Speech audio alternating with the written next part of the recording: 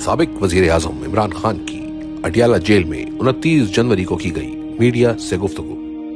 مہذب دنیا میں ڈیفیمیشن یعنی حد کی عزت کی سزا جرمانے کے طور پر دی جاتی ہے، یہ ایک سول لائبلٹی ہے، لیکن پاکستان میں پیکا کا کالا قانون منظور کر کے ڈیفیمیشن کی سزا 5 سال کر دی گئی ہے۔ دنیا کی تاریخ میں پہلی مرتبہ سرکاری محکموں کی توہین پر بھی سزا سنائی جا رہی ہے۔ برطانیہ سمیت تمام ترقی یافتہ ممالک میں ڈیفیمیشن کی سزا جرمانے کے طور پر دی جاتی ہے، کیونکہ دنیا جمہوری اقدار اور آزادی اظہار رائے کو لے کر آگے کی طرف بڑھ رہی ہے، لیکن پاکستان میں ایسے غیر جمہوری قوانین منظور کر کے جمہوری اقدار کا گلا گھونٹا جا رہا ہے۔ آزادی اظہار رائے اور آزادی صحافت کا قتل کیا جا رہا ہے۔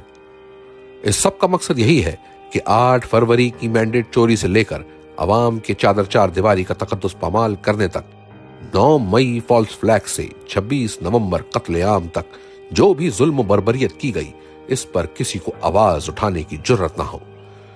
اس کٹ پتلی حکومت نے سوائے غیر قانونی ترامیم کے ذریعے عوامی بنیادی حقوق کی توہین کرنے کے کوئی دوسرا کارنامہ نہیں کیا۔ 26ویں آئینی ترمیم کے ذریعے عدلیہ کے پر کاٹے گئے۔ اسلام آباد ہائی کورٹ میں سینئر ججز کی موجودگی کے باوجود باہر سے چیف جسٹس کی تقرری کرنے کی کوشش کی جا رہی ہے، جو قاضی فائز عیسیٰ پارٹ 2 ثابت ہوگا۔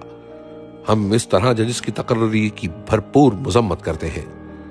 چیف الیکشن کمشنر کے عہدے پر تقرری بھی میرٹ کی بنیادوں پر ہونی چاہیے، ورنہ سکندر سلطان راجہ جیسے گھنونے کردار جنم لیتے ہیں جو عوام کے بجائے اسٹیبلشمنٹ کی خدمت کا فریضہ سر انجام دیتے ہیں۔ سکندر سلطان راجہ آرٹیکل 6 کا مستحق ہے، کیونکہ اس نے عوام کا مینڈیٹ دن دہاڑے چوری کر کے فارم 47 کی حکومت کی سہولت کاری کی۔ 8 فروری کو ملک بھر میں یوم سیاہ منایا جائے گا۔ اس دن عوامی مینڈیٹ پر شب خون مارا گیا، پہلے انتخابات کو ملتوی کر دیا گیا، 9 مئی کا ڈرامہ رچایا گیا تاکہ تحریک انصاف کو کچلا جا سکے۔ اس کے باوجود عوام نے جوک در جوک نکل کر تحریک انصاف کو ووٹ ڈالے، مگر نتائج کو بے شرمی اور بے دردی سے بدل کر ملک کو اندھیروں میں دھکیل دیا گیا۔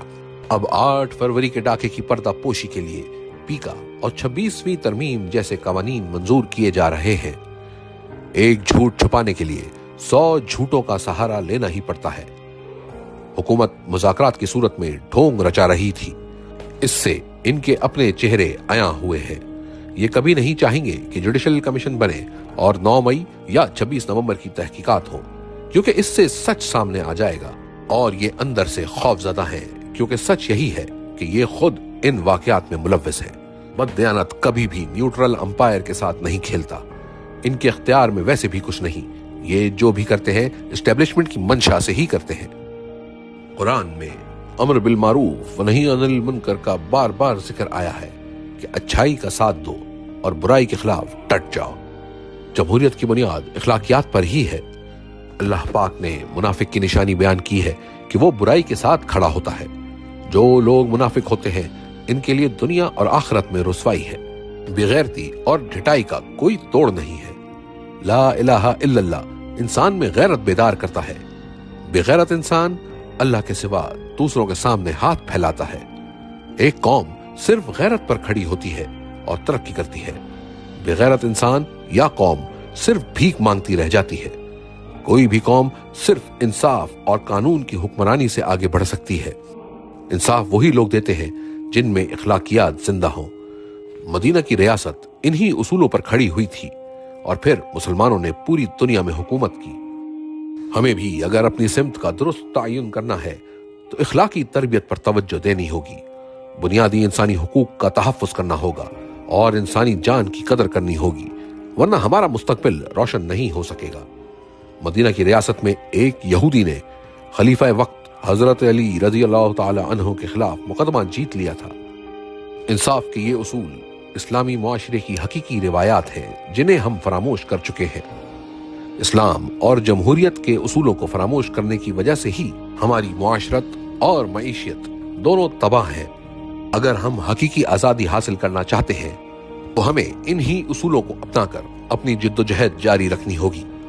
جو انسان بے خوف ہو کر صرف اللہ سے ڈرتا ہے وہی کامیاب ہوتا ہے۔